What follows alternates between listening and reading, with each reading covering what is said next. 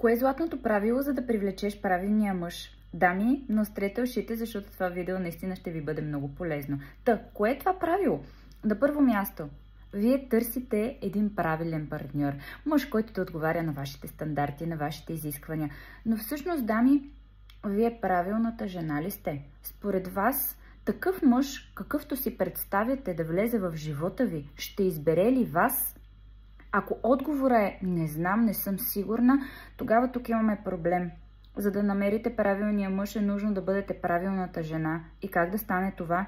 Ако имате определени изисквания, намалете ги. Спрете да изисквате, дори от Вселената.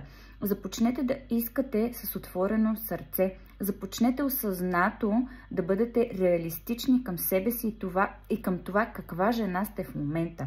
Защото вие, ако искате правилен мъж, трябва да се превърнете в правилната жена, която да привлече точно такъв мъж, какъвто вие искате. И това ще се случи, когато вие имате точни и ясни критерии за мъжа, но осъзнато прогледнете тези критерии и се запитате, този мъж би ли искал да бъде с жена като мен? Ама наистина да бъдете честни със себе си. Защото това, което виждам сред личните консултации, които имаме, че вие по-скоро, не сте честни със себе си.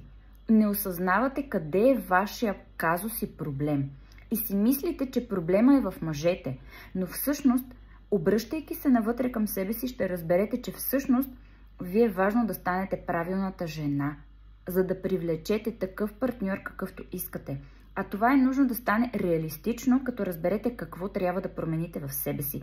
Бъдете реалисти за живота си, за вашата женственост и за същността ви като жена, женско същество и вашата женска енергия. Защото ако искате да привлечете мъж, мъжкар, алфа, мъж, който да отговаря на всичките ви изисквания, такъв мъж иска жена, която да е мека, нежна, доволна от себе си, от живота си. Жена, която да се обича, а не жена, която да е винаги критична, недоволна, изискваща.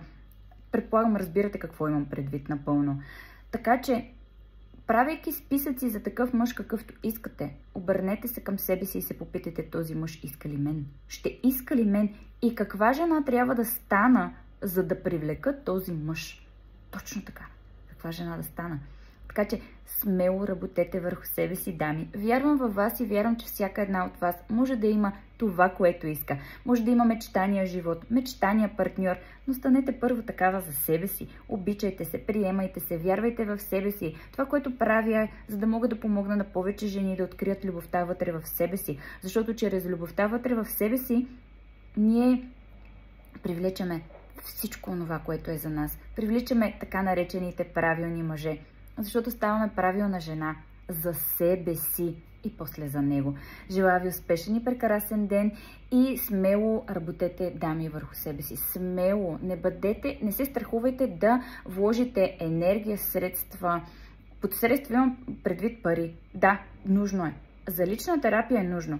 Ако си мислите, че само като слушате безплатно съдържание, да, ще получите насоки, но конкретиката е вътре в работата, в това вие да позволите на някой да вземе контрола за тези неща, да се доверите на някой терапевт, който да ви помогне и да ви покаже как тези неща, как тези повтарящи се модели могат да се променят и да спре да се повтаря едно и също във вашия живот. Доверие. Това е много женско качество, на което е нужно да се научи всяка една жена, за да има щастлив и красив живот. Прекрасен ден!